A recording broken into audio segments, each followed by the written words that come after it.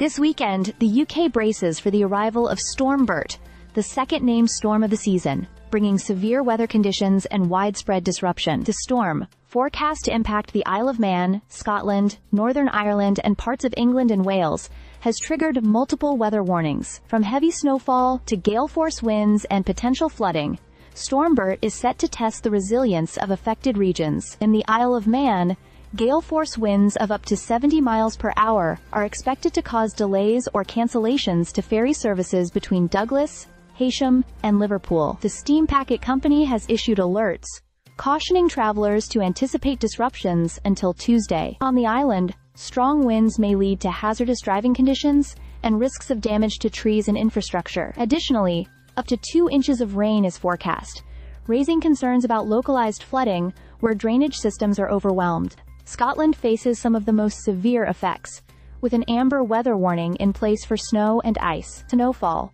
particularly in higher altitudes, could reach accumulations of 20–40 centimeters, creating treacherous travel conditions and power outages.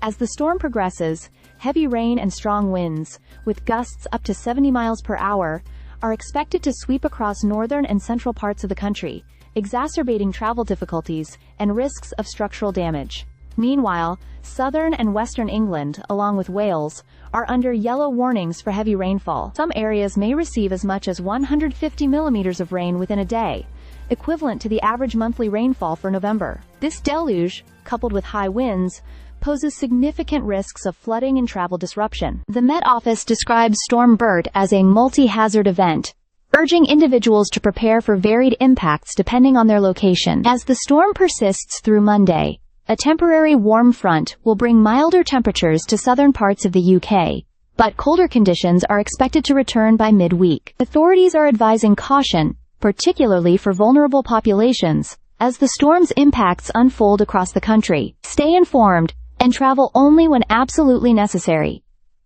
Stay subscribed for more videos.